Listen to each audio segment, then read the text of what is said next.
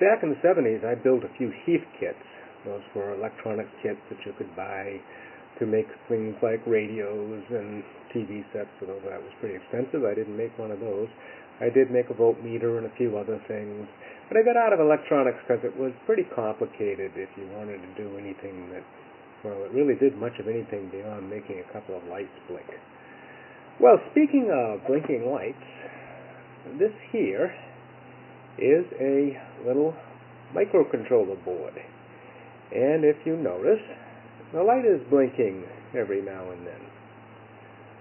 Well, the light is blinking because I wrote a program using a language called wiring, and this is a wiring.org board, to make it blink.